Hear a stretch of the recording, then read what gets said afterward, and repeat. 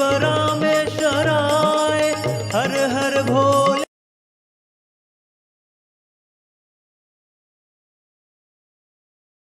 ॐ न कर्मणा न प्रजया धनेन त्यागे नैके अमृतत्वमानशुः परेण नाकं निहितं गुहायां विभ्राजते यद्यतयो विशन्ति वेदान्तविज्ञानसुनिश्चितार्था सन्न्यासयोगाद्यतय शुद्धसत्त्वाः ते ब्रह्मलोके तु परान्तकाले परामृताः परिमुच्यन्ति सर्वे दह्रं विपापं परमेश्मभूतं यत्पुण्डरीकं पुरमध्यस्सगस्थं तत्रापि दह्रं गगनं विशोकस्तस्मिन् यदन्तस्तदुपासितव्यं यो वेदादौ स्वरप्रोक्तो वेदान्ते च प्रतिष्ठितः तस्य प्रकृतिलीनस्य यः परः स महेश्वरः न तत्र सूर्यो भाति न चन्द्रतारकं नेमा विद्युतो भान्ति कुतोऽयमग्निः तमेव भान्तमनुभाति सर्वं तस्य भासा सर्वमिदं विभाति। आरति श्री चिन्मय सद्गुरु की दिव्य रूप मूर्ति करुणा की। आरति सद्गुरु की, आरति सद्गुरु की, आरति सद्गुरु की। We stand as one family, bound to each other with love and respect. We serve as an army, courageous and disciplined, ever ready to fight against all low tendencies and false values, within and without us. We live honestly, the noble life of sacrifice and service, producing more than what we consume and giving more than what we take. We seek the Lord's grace to keep us on the path of virtue, courage, and wisdom. May thy grace and blessings flow through us to the world around us. We believe that the service of our country is the service of the Lord of Lords, and devotion to the people is the devotion to the Supreme Self. We know our responsibilities. Give us the ability and courage to fulfill them. Om Tat Sat. ॐ श्री चिन्मय सद्गुरवे नमः। ॐ श्री चिन्मय सद्गुरवे नमः। ॐ श्री चिन्मय सद्गुरवे नमः। ॐ श्री चिन्मय सद्गुरवे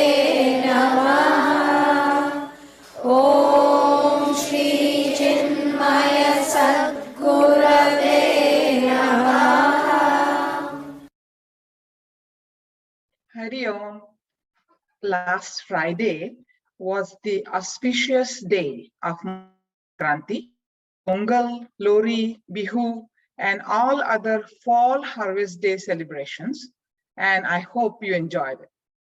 Today is another auspicious day, especially for Chinmaya Mission family, as today is Tapovan Maharaj Jayanti. Also from today, Pujya Gaurang uncle is going to start live pravachans, Upadesh Sara. So let's start today's session by singing invocation to Lord Ganesh and then Tapavana Shatakam.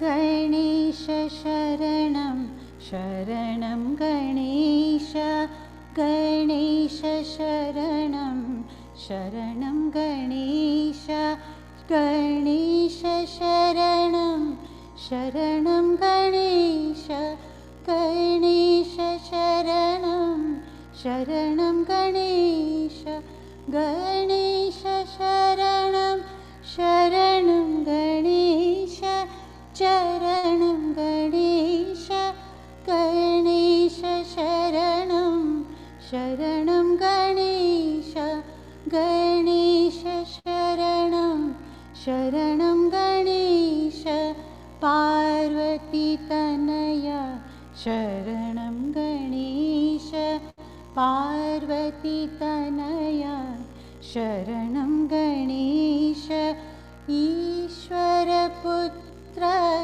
शरणं गणेश ईश्वरपुत्र शरणं गणेश मोदकहस्त शरणं गणेश मोदकहस्त शरणं गणेश मूषकवाहन शरणं गणेश मूषकवाहन शरणं गणेश गणेश शरणं शरणं गणेश गणेश शरणं शरणं गणेश लम्बोदर श्री शरणं गणेश लम्बोदर श्री शरणं गणेश विनायक श्री शरणं गणेश विनायक श्री शरणं गणेश विघ्नेश्वर श्री शरणं गणेश विघ्नेश्वर श्री शरणं गणेश गजानन श्री शरणं गणेश गजानन श्री शरणं गणेश गणेश शरणं शरणं गणेश वागीश शरणं शरणं वागीश वागीश शरणं शरणं वागीश सारीश शरणं शरणं सारीश सारीश शरणं शरणं शरीश वागीश शरणं शरणं वागीश चरणं गणेश सारीश शरणं शरणं सारीश सारीश शरणं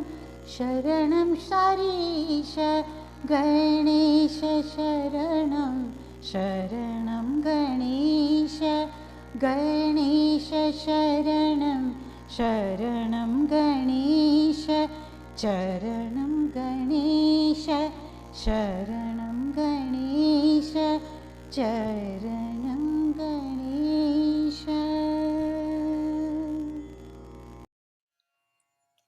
Pratna Piyush, page 9.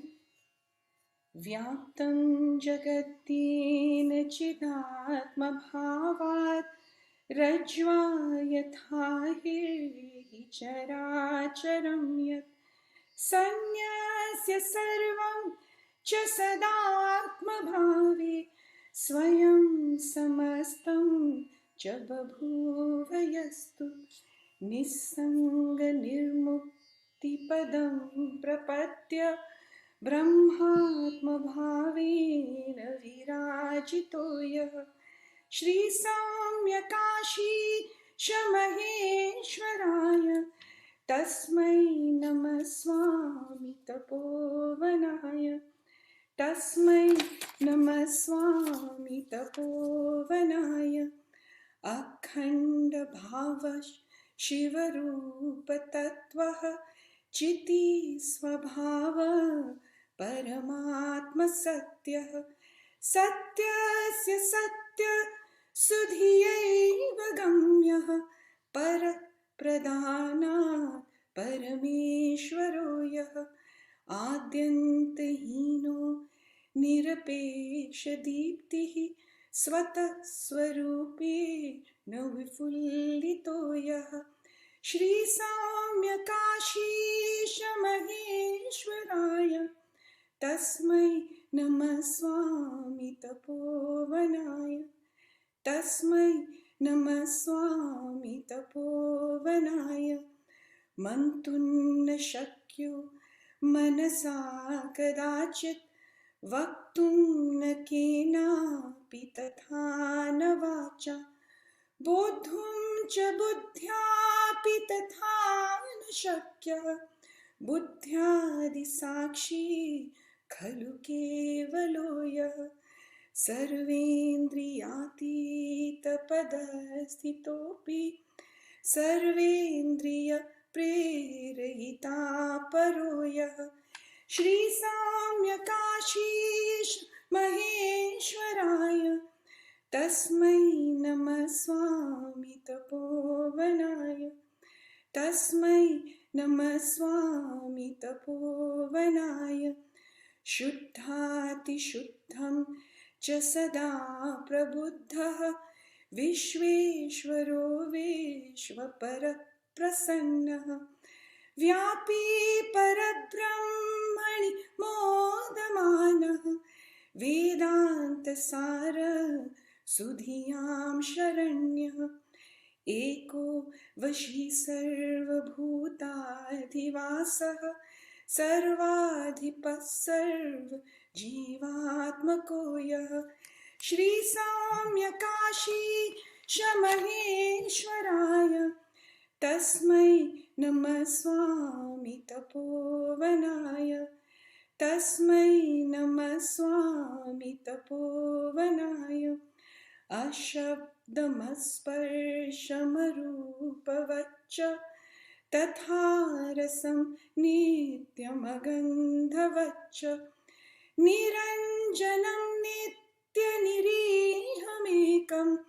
बुद्धे परं निर्गुणसद्ध्रुवं च गुह्यं गभीरं गगनोपमं यं पश्यन्ति निर्धूतमला यतीन्द्राः श्रीसाम्यकाशीश महेश्वराय तस्मै नमः स्वामी तपोवनाय तस्मै नमः स्वामी तपोवनाय तेजोमयं दिव्यममेय शक्तिं सनातनं शान्तमनामयं च अद्वैतमाश्चर्यमचिन्त्यरूपं परात्परं नित्यमनन्तमाद्यं ज्ञानप्रकाशेन विशुद्धसत्त्वः यं पश्यति स्वात्मनि चिन्त्यमानं श्रीसाम्यकाशीश महेश्वराय तस्मै नमः स्वामी तपोवनाय तस्मै नमः स्वामी तपोवनाय तस्मै नमः स्वामी तपोवनाय Hari Om. Hari Om, everyone. Jamuna, can we start with Akhanda Mandalakaram, please? अखण्डमण्डलाकारं व्याप्तं येन चराचरं तत्पदं दर्शितं येन तस्मै श्रीगुरवे नमः अज्ञानतिमिरान्धस्य ज्ञानाञ्जनशलाकया चक्षुरुन्मीलितं येन तस्मै श्रीगुरवे नमः गुरुर्ब्रह्मा गुरुर्विष्णुः गुरुर्देवो महेश्वरः गुरुरेव परं ब्रह्म तस्मै श्रीगुरवे नमः चिन्मयं व्यापि यत्सर्वं त्रैलोक्यं सचराचरं तत्पदं दर्शितं येन तस्मै श्रीगुरवे नमः त्वमेव माता च पिता त्वमेव बन्धुश्च सखा त्वमेव त्वमेव विद्या द्रविणं त्वमेव त्वमेव सर्वं मम देव देव त्वमेव सर्वं गुरुदेव देव. Hari Om, everyone. One second, I'm trying to adjust my view so I can see everybody. There we go. Hari Om, everyone. It's certainly good to be back. Let us start with Tapon Maharaj and Guru Teru's blessings. Every living being, be it plants, animals, or human, we all are sentient. The difference between the three is plants and animals accept their environment. They do not protest. Plant wherever it is planted, if the environment is conducive, it will grow. And it does not make any effort to change itself. The tulsi that we used to plant at our home in India, and now we are planting here, the tulsi is the same. Animal life also, when we see, for millenniums, the life of a tiger is the same that it used to be millions of years ago, and even now. Their food is the same, their living condition is the same, neither do they feel that it is not right and I should make a change. In other words, nature has made them to accept their condition and they do not feel the limitations. I suppose as long as they get food and they can procreate physically, the animals, birds, etc., and they get some emotional support from their family.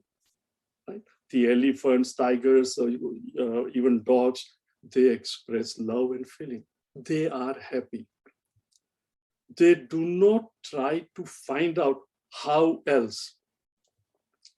But when it comes to you and I, the human beings, each one of us, whether we know it or not, whether we accept or not, we feel bound, we feel limited, and knowingly or unknowingly, we are continuously making effort to get out of this bondage, get out of the sorrows of limitations. We cannot stand limitations. We want to be free. And examples are plenty. You can look at a child in a toy shop. Mother is in a hurry. Child wants a toy. Child doesn't want to be limited by mother's decision. He sits down and cries. What does he want? He wants freedom. Now our scriptures also tell us that man, your nature is Sat, Chit, Ananda. And every one of us immediately will protest and say, what? I know what the scriptures say. I don't care what the scriptures say. The fact of the matter is, I am not Sat, Sat meaning always here. I'm going to die. Chit, knowledge. I have such limited knowledge. Even people working, as we progress more and more, our knowledge becomes narrower and narrower and narrower. Right?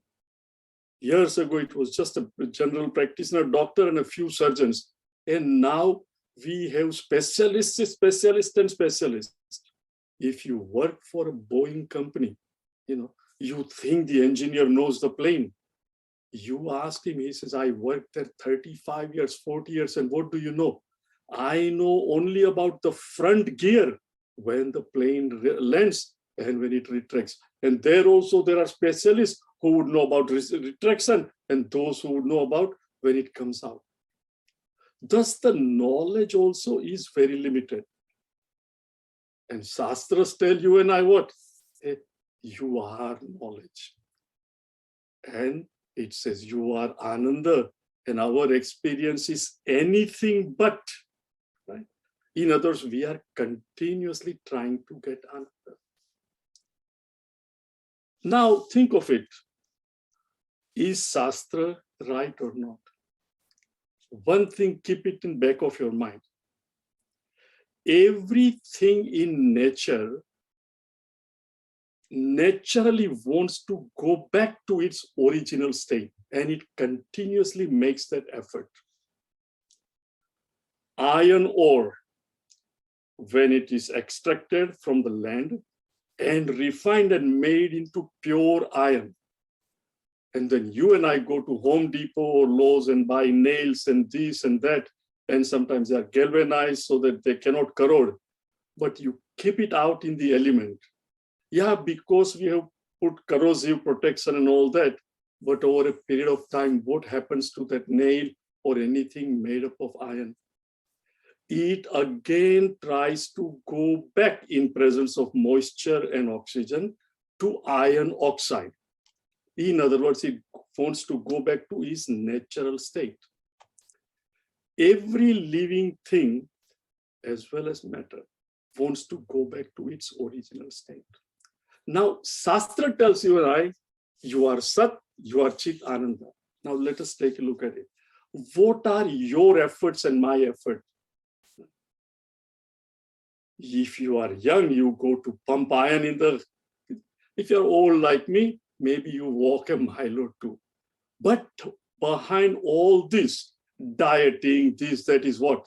Two things. I want good health, and what else? I want to live long, isn't it? And Shastra declares what? You are Sat, you never die, you are always here. And inherently, every one of us wants to live. And when we realize that the body is mortal and one day I will have to leave the body, right? Whether you are a Catholic, whether you are a Hindu, Muslim, whatnot, we go to our priest, etc., find out, and we read scriptures, and what do they tell us? If you do this, you will go to Swarga, heaven. Now, what is that? I want to live even after this physical death. And I want to live in the heaven. Meaning what? Inherently, without anybody telling me, I want to continue living. Some of us, things are changing, but in India, until a few years ago, and even now, right, we all hear that a little girl is born sometimes. Or if they find out a woman is pregnant with a girl, they would abort a child, but they all want boys. What is it? The child will take care of me. And number two, my name will continue. Whether we accept or not, there is something within that wants to live forever through children. Some parents want their children to play football. Somebody wants them to be a doctor. All this is what I could not do. I want to live through my child. In other words, I want to be here. That is Sat, the longing to be. Just like iron oxide, iron wants to go back through iron oxide. I also want to live. Now, how about knowledge? A young couple, high school sweetheart from 5th grade, Sharad and Sharda, going to the same school.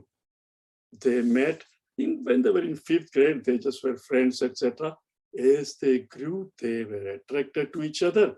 But by the time 12th grade came, one went to east, one went to west, and they kind of drifted apart. But they still kept in touch with each other. And in college, Sharad also had many other friends, etc. After graduation, both moved back to Houston. And again they met and rekindled their affection and love for each other. And soon they were married. They graduated. Now 10 years have gone by. It has been 4 or 5 years since they got married.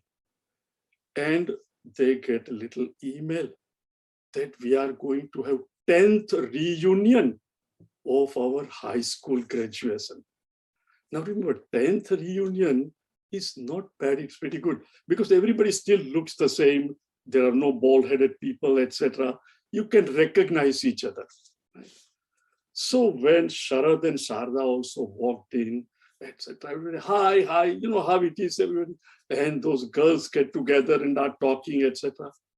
And they are talking away, etc. The guys are also talking away. And Sarda is also enjoying the company of these people. But suddenly, what is she noticing? Sharad is walking to the bar to get a drink. That is normal, there is nothing wrong. But a very young, attractive girl, he says, hi, Sharad, and gives her a light hug and talks to her as if whispering. Now, Sharda, scripture tells her your nature is Sat, your nature Chit, your nature is Ananda. She has full faith and trust in her husband, but she looks at Sharad. And now the second aspect, the Chit, right? Shastra says your nature is knowledge. You cannot stand ignorance. Who is this lady that hugged Sharad and whispered and said something in his ears? I want to know. But naturally, she's with these 3, 4, 5 girls, and she cannot just suddenly walk up there. But now physically, she's with these 4 girls, talking also. But where is her mind? Can she stand the ignorance of what is it that that woman told my husband, and who is she? Another 2 hours go by, they are all having dinner, they are dancing. She does not really have much chance to be alone with Sharad, so she cannot ask. But as soon as they go down, the valet brought their Audi and they sat down and they started driving. What is the first thing that comes out of her mouth? Who was that girl? What did she tell you? Meaning what? Sharda, a living being, human being, not an animal, could not stand the ignorance of what is it that she told you. Within perhaps a little bit of jealousy, who is that attractive woman talk to? And then she says, Sarad, who was she? Oh, well, she was with me in college and ended up marrying one of our school guys only. So that's how they are here. What did she tell you and whisper you? She said, look, when you walked into the party with your wife, you look such a handsome couple and your wife is so beautiful. You are a lucky man. Until she heard that, what was going on in Sarda's mind? Right? What was she talking? What was she talking? You and I, friends, we human beings, cannot stand ignorance. Sat, we want to live. We cannot stand ignorance. And it is everybody's experience. None of us want to be unhappy. Everything that we are doing is for what? Pravrutti, meaning engaging in activity or withdrawing from activity. It's all for what? To be happy only, isn't it? Every activity, whether we know it or not. Thus, human being, just like the iron wants to go back to iron oxide, you and I want to naturally go to Satchit Ananda, and therefore we always are seeking freedom. We want to get out of this bondage. Now the question is, if I want to get out of this bondage, naturally I have to do something. Now, what we intelligent people do not understand is no act done by any living being can get him complete happiness or completeness. living one state. I'm not talking about state of Texas, etc. But I am a single individual, right? A 22, 24-year-old individual, seeing my friends are getting married. And I also start imagining, right? That look, if I also had a wife, when I drive in and I walk in, she will also be there smiling at me, well dressed. Oh, what do you want? Thus everything will, because you never see your friends arguing in your presence. You are imagining all this. Hey, this is what I would like. Think of it. Sat, Chit, Ananda. But the minute the individual gives up his singlehood, state of singlehood, now what is he? He is a married individual. He acted and got married. Now the very fact that he is no longer single, meaning what? He is limited. What does he want? Freedom, limitless. I think being single, I'm bound. I want to marry. I will be happy and limitless. But the minute I become married, I'm no longer free. What time will you come? Kya jao cho? Kahan jate ho? Kitne baje aonge? All these things start. Right? Until you did not have a job, sending resume. I want that job. The minute you get the job, what happens? Now you don't have time between 8 and 5. The free time is gone. Right? Thus, any change that I make through karma, through action, can never give me infinite. And you and I are trying for what? All efforts are to be happy. And efforts meaning what? I am not satisfied with my present. And I want to act to change my present. Little do I know that the minute I get what I want, I have already lost the previous state, meaning it is still finite. I will still be limited. Yet, you and I cannot deny that within every one of us, there is this longing to be Sat, meaning remain forever, to know everything. Remember Sharda? And I hope nobody's name is Sharda, but that's just an example. And we all want Ananda all the time. So what is the solution? Bhagwan Shri Raman Maharshi. His name was Venkat Ramana. Another individual called Murugar, I cannot pronounce all these names properly, but he approaches Bhagwan Raman Maharshi. And he tells him a story from one of the Puranas. And in this Purana, the story is that there are some ascetics, mendicants, people who are karmakandi, those who are familiar with Vedas. The first portion is all karma. Through action, I will get the result. And the Uttar Mimamsa or Uttar Paksha or Upanishads are based on knowledge. So these karmakandis who do not believe in Ishwar, they believe that we will work and the result will come. And they went on performing rituals after rituals. And in Vedas it is said, the mantras have so much power that you can command when you chant in certain way with the right pronunciation, those devtas come and present themselves. And they will give you the siddhis, attainment of occult power that you are desiring. Now you may wonder, how is it possible that a mantra will have such a power? But tell me, when you hear a dynamic speaker, those of you who occasionally listen to Prime Minister Modi, Mitro, and then he starts, aren't you inspired by his speech? Those of us who remember President Obama, please understand, no Republican, no, but think of it. President Obama was a very good motivator.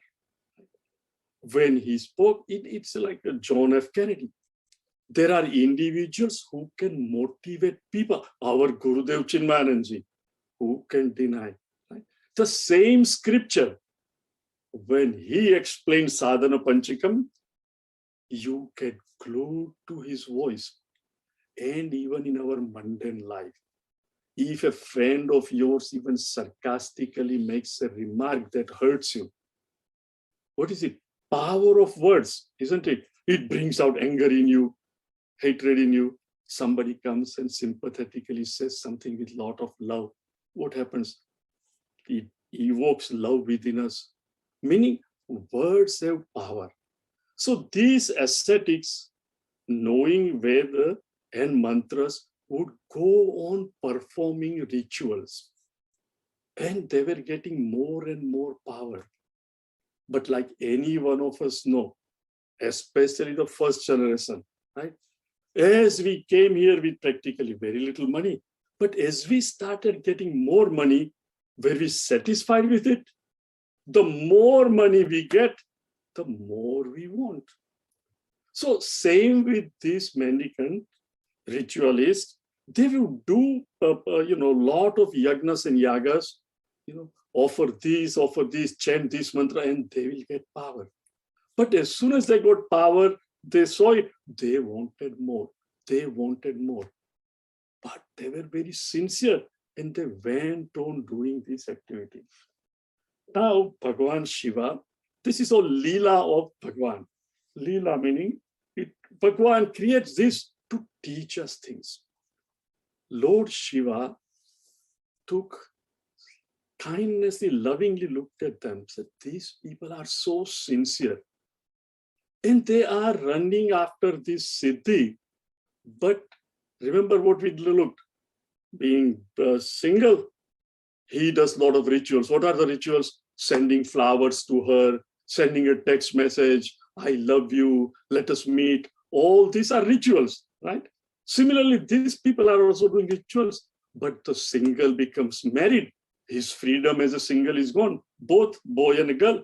Similarly, these mendicants are not realizing that no matter how much power we get, how many siddhis we get, it will never make us infinite. Finite can do all the actions, infinite will never come. So Lord Shiva decided that I want to come and give these people some knowledge. Now, this is his Leela. So he said, anytime you want to do something, you need help from others also. So you can do things as a team. So before Bhagavan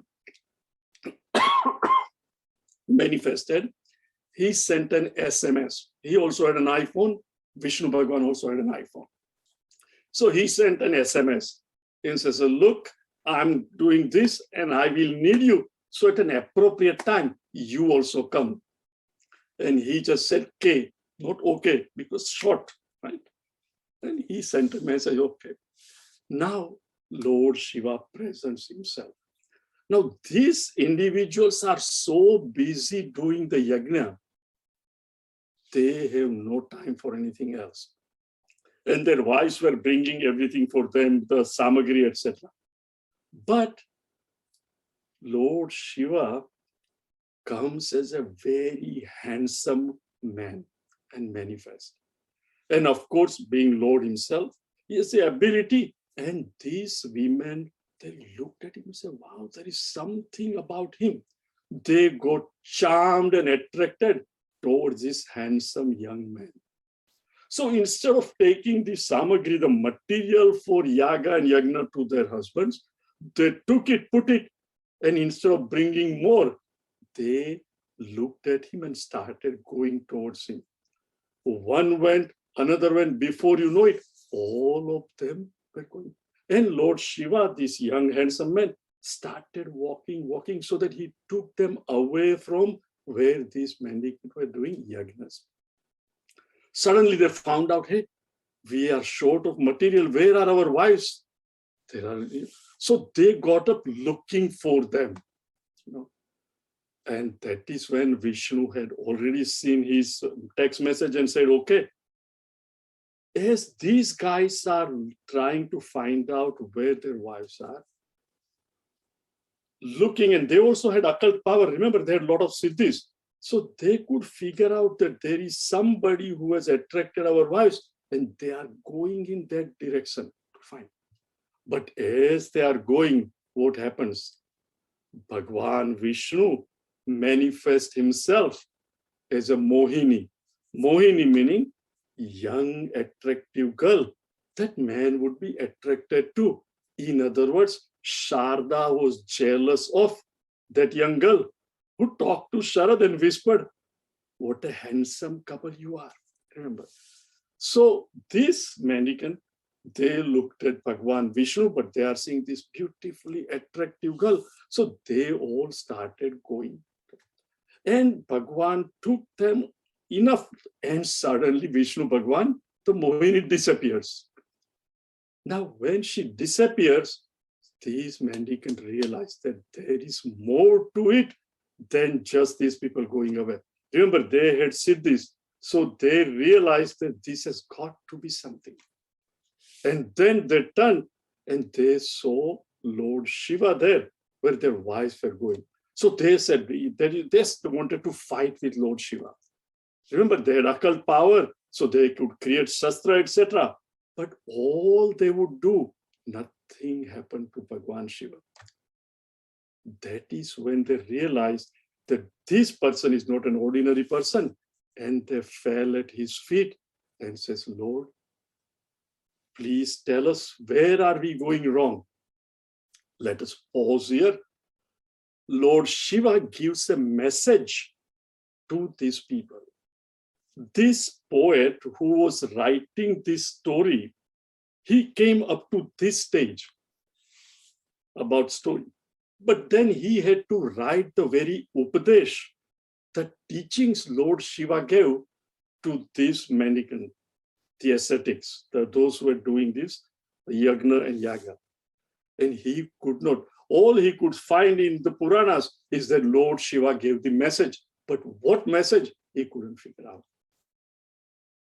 And he went to Raman Maharshi. So few words about Bhagwan Raman Maharshi, just to see how fortunate you and I are that we come from a land where in every century there are a few extraordinary saints come. Bhagwan Raman Maharshi was born in Tamil Nadu. Many of you know, not that one state is better than another, but Tamil Nadu is a state where a lot of Hindu culture, huge temples, even today are very much there. Of course, the culture is changing, but they have retained a lot more. The traditional individuals have retained a lot more. And he was born as Venkat Ramana in 1876. In an Iyer family, very educated, father was a lawyer. But soon enough, the father dies when Venkataramana was young. And even from childhood, he was later on, Venkata was dropped and everybody knew him as Ramana. As a child, even when he's sitting and others are talking, it is said that he would go in trance. In other words, he was not fond of what was happening around him. He would turn inside and not do anything. Now, you and I studying this book, we'll say how fortunate he was. But think of it.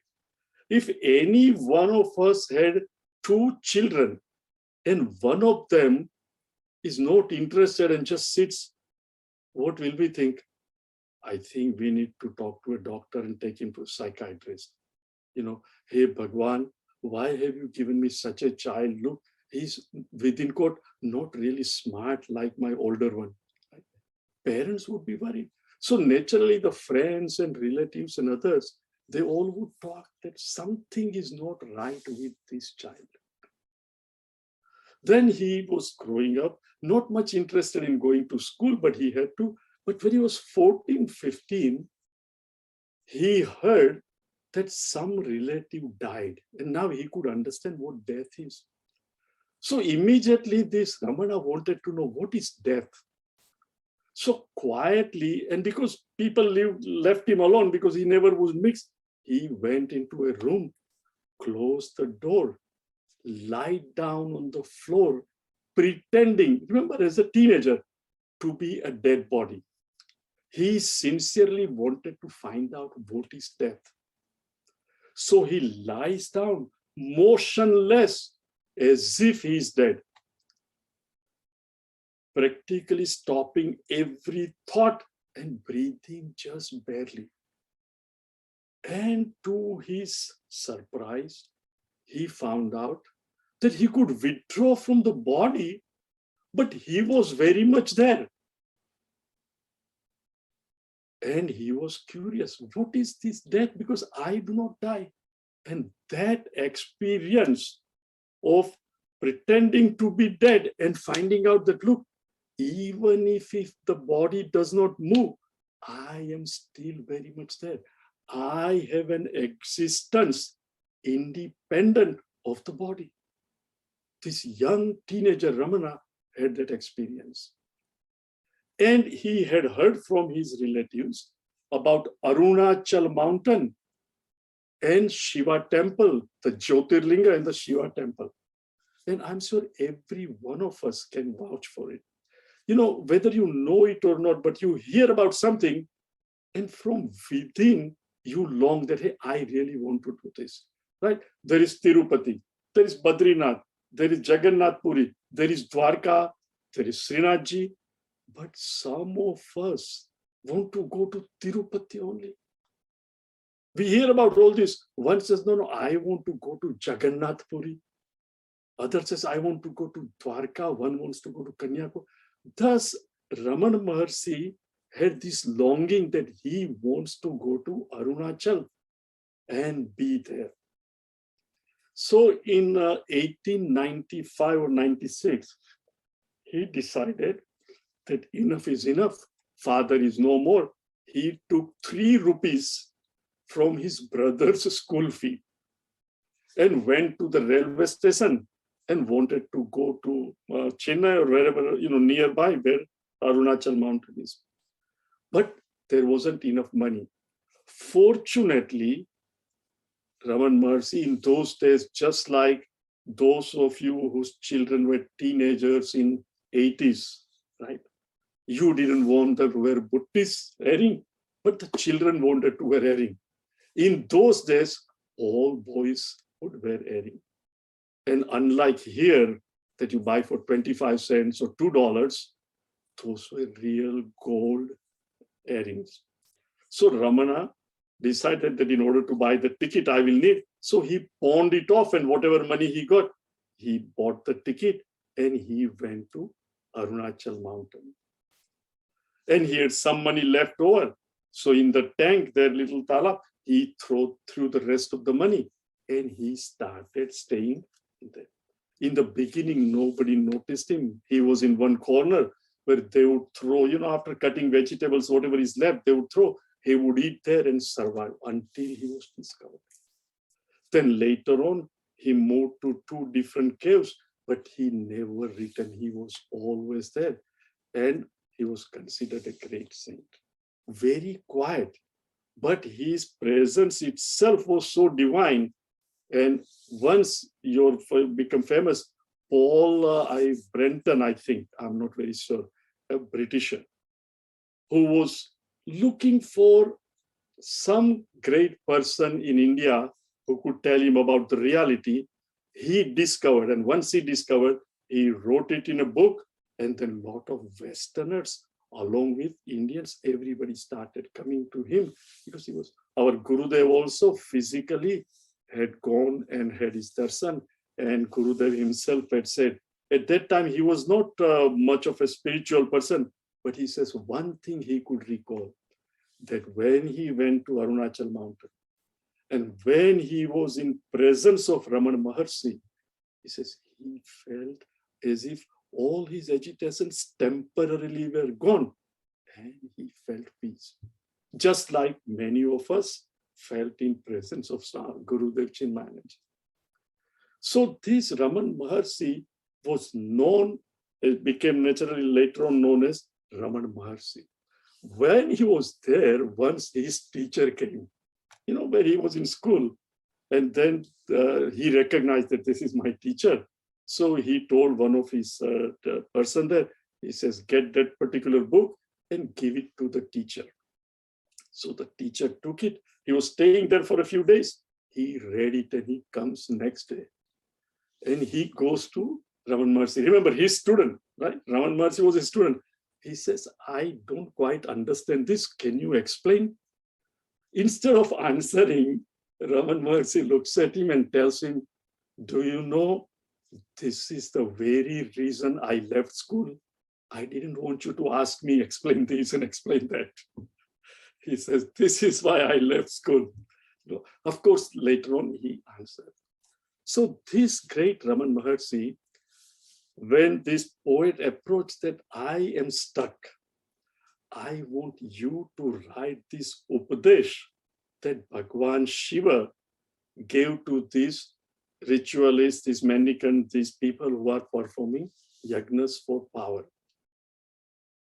And that Raman Maharshi wrote it in Tamil because that was his mother tongue. Later on, he translated into Malayalam as well as Telugu. But then some people approached that people in the north will not understand either of these three languages. So then he himself translated it in Sanskrit. Remember, by 16, he had left home. He didn't have much interest in study. But Bhagwan's blessing to you and I, we can make effort and still Sanskrit doesn't come. He was blessed, language was natural, and he translated this Upadesh in Sanskrit also to your benefit, to my benefit. Very simple verses, very tiny, very small verses, but so beautiful. They are packed with meaning. So with this background and understanding, remember, these mendicants were doing yagnas, karma, for power. Every one of us, whether we know it or not, we are always longing for Sat, Chit, Ananda. And we make an effort to gain by giving up what we have. Every time I get a new state, from rich to poor, poor to rich, and single to married, job to no job, whatever, I give up the previous one state and get a new one, meaning I'm always limited. I can never be infinite unless everything is included. And the scriptures tell us, man, that is your nature.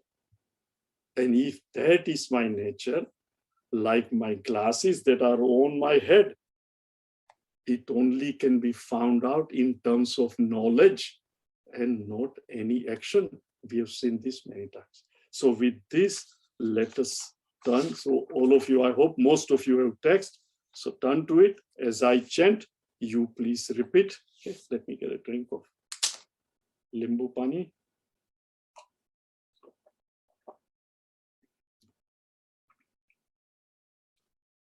Jaya, time is what, 10 to 11:15? Okay. Karturagnaya prapyate phalam. Everybody please repeat after me, okay? Karturagnaya prapyate phalam. Karma kim param karma tajjadam. Karma kim param karma tajjadam. Together. Karturagnaya prapyate phalam. Karma kim param karma tajjadam. Karma kim param karma tajjadam.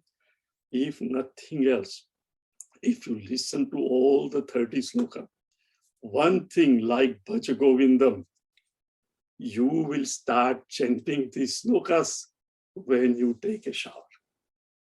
It will become natural, I guarantee you, if you listen to all the 30 slokas with the shampoo in your right hand and doing massaging, Karturagnaya will come. Bhagwan says, remember, the mendicant who are always trying to get more power, he tells him, Kartuhu Agneya Prapyate Phalam. Fruits of action come by Kartuhu Agneya, by the order, command of Kartru. Now, who is Kartru? See, one is the doer and other one is Bhagwan.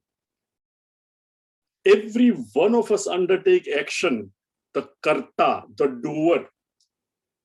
Do you ever undertake an action to be unhappy? We all act to fulfill our desire, so we will be happy. So he says, Kartuhu Agneya Prapyate Phalam. The fruits of action come according to the Agnya, according to the command of the lawgiver. Whoever it is, natural power called Ishvara. These people do not believe in Ishvara. So Bhagwan wants to prove two things. One is the presence of Ishvara and the knowledge that Jiv and Ishwar are one. These people believe we are only powerful, we will do the action and we'll get the siddhi. To them, he's telling that fruits only come through, by blessings of Bhagwan. And how? And he says, karma kim param, karma tat jadam. See, when the very fact that when you ask somebody, karma kim param, that means he is not saying that karma is supreme. By the very tone, karma, how can karma be param? That means what? He is saying karma, the actions can never be supreme. It is something like, if an individual, say a real estate salesperson, and he's trying to, or she, generally it is a she's trying to sell a house. And the couple is there, and most of us who have bought home, we know, if the interest rate is same, the husband doesn't have much say, the wife says, this is what I like. Now, when everything is done and the wife says, yeah, this is the house we want, right? And the new real estate agent and her supervisor both are there, some senior person. She's still trying to explain more and more and saying, but this. While saying this, she mentions something which turns off the lady, says, oh, this? No, then I think we want to think. So as they are driving back, the senior salesperson says what to the younger real estate person? Why were you digging your own grave? Meaning what? Not asking why and explain to me. You were digging your own grave. Meaning the more you spoke, the more you fell into the trap whereby that which was already sold, now the people are wondering whether to buy or not. Meaning when the time was right, you should have shut up. Similarly, when Bhagwan says here, karma kim param, he's not asking, is it param? He says, look, karma can never be param. And he says, what? Karma, tat jadam, really. He says, action is really inert. Jadam, dependent. It cannot be independent. Now think of it. You and I have a desire, we want to do something. So the one who has a desire, what is he called? Desirer or karta in Sanskrit. Karta meaning the doer. Now, for any action to be done, the doer needs what? He needs hands, legs, in other words, karan, instrument, right? If Chinmaya mission was open today as we had planned, then we would need our car, the instrument to take us to Chinmaya mission, meaning a doer is required. Karta, karan, meaning means, instrument is required. Karta, the doer, uses the instrument to do the karma. Are you all with me? Action can never act on itself. Gaura uncle is sitting here in his office. The karta, Devas, you should be teaching this, I am teaching. Karana is my speech, karta using my mouth and tongue, and I am talking. Correct? And the action of speaking requires karta and karan. Now tell me, is karta sentient? The doer is sentient or insentient? Conscious or inert? He is very much, I hope I'm conscious, right? I'm speaking. Now only a conscious being can use the karana instrument, isn't it? Right? I see some of you are writing right now, right? What I'm saying. Now, those of you who are writing, can your pen, the instrument, can it write on its own? It cannot. It needs a sentient being, a karta, a doer, using the instrument, and then the act of writing takes place. Now go back. Those mendicants, they were doing what? They were doing actions, thinking the actions will give us infinite. And Bhagavan says, karma kim param. He says, how can karma be supreme? Because karmas depend, number one, on the instrument. And the instrument depends on the doer. If the doer is not there, if the instrument is not there, no karma can take place. And foolishly for years, you go on doing different karmas, trying to attain siddhi. Hey, you can do it till the last day of your life. And still all you will do is from one limited to another limited. You can never be happy with that. Right? This is the essence. He says, kartuhu agnaya prapyate phalam. Karma kim param, karma tajjaram. Now, some of you may be thinking, like those mendicants, hey, wait a minute. Where does Bhagwan come into this?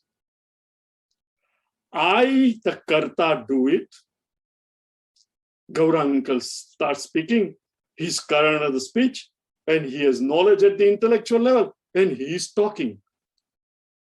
What has Ishwar to do with that? Because he's looking at people, they are also understanding. So karma phala is very much there. What do you mean that Ishwar? Isn't it? See, kartru, he says, kartruhu agneya, not karta, kartru. The Lord, the lawgiver, the creator, he says, according to his agnya alone, all the results are coming. Now think of it. There are several ways to look at it. But most of you listening to me are familiar with cricket. Others are familiar with football here or baseball. Right? So let us first look at cricket and then we'll go to, because cricket comes naturally to me. Now in cricket, there is a batsman, the one holding the bat, who wants to hit the ball. There is a bowler who bowls the ball towards the batsman. And there are other 10 fielders on the ground who are there fielding to make sure that they catch the ball or prevent it from going to the boundary line so he does not get 4 runs. Right? Now, please think of it. The batsman is holding there with a bat. Who is he? Karta, the doer, isn't he? What does the doer want? Let that ball come. I want to hit it so strong that I will either get a sixer or boundary. 4 run mil jayenge, isn't it? Karta, his karan is his hand, upakaran, the bat. Are you all with me? And his desire is sixer or boundary. Now the bowler has a ball in his hand. What is he? An independent karta. What is he thinking? I will send the ball. The batsman has a desire. So let me send a ball so he can hit sixer. He is a karta with a desire for what? I want to throw this ball in a manner and spin it in a manner that he lifts his bat and the ball will go and strike the stump and he's out. The fielder on the other end is thinking, let him hit the ball. And if it's all, I will catch it and he will be catch out. Now, how many kartas are there? Uno, dos, tres, right? The batsman, the bowler, and the fielder. All are karta. Each has its own instrument of action. Now, who will get the result if it is in the hands of the karta? Tell me. If karta can decide, if you and I can decide, the batsman should get a sixer, the bowler should strike him out, the fielder must catch and out him, who will succeed? Isn't this in everything? 5 vice president is retiring. Who will be the next president? Everybody wants. Everybody is a karta. Kartuhu agneya alone. The Lord alone, the karma phaladata, is the one who gives fruits. Now, this does not mean that the batsman says, well, I will not even lift my bat. Remember, each doing his action as best as they can. Karta does his best. But the Lord, Ishvara, has set up natural laws. Within these laws, the results will come. A quarterback with a ball in his hand, he wants to throw it as far as on the other side to the 20-yard line. And he wants one of his teammates to catch the ball and then run so that, he crosses that line and they get 7 points. But the other team, what is in their mind? I want to interrupt this ball, get it, and run towards this guy and go for 30, 40 yards and go on this side. Karta, Karan, and desire. Remember, thus in everything, the karta, the doer, Bhagwan's Ramana Maharshi says, Kartuhu ajnaya prapyate phalam. Karma kim param. Karma tajjaram. One father was telling his son, like every father says, beta, you should not be worried about hard work. In fact, the results only come when you work hard. You must work hard to get work. Then he says, so far, no one has died of hard work. And the son, after all, smarter than the father, he says, Daddy, you are absolutely right. No one has died of hard work. I don't want to be the first one. He says, I don't want to work hard. I don't want. See, friends, in those days, people used to do rituals. Nowadays, most of us don't do much ritual. But we are all working. You get up in the morning, you go to the office, work on the computer, do this. We all are working, and all of us think what? I will work hard, I will do this, and I will collect this much money, I will do this, and money will. Thus, everybody, the student also is planning to do this. Everybody thinks I will work. Of course, you must work hard. To a great extent, you get the result that you put forth. But that is how the Bhagwan has set up the laws. Not that I prepare for my pravachan and suddenly somebody else just gives a pravachan. That doesn't happen. You prepare for the exam and your brother gets A. That doesn't happen. Right? But you do not always get the result that you desire. There is a third factor. That factor is called Ishwar, who knows your past.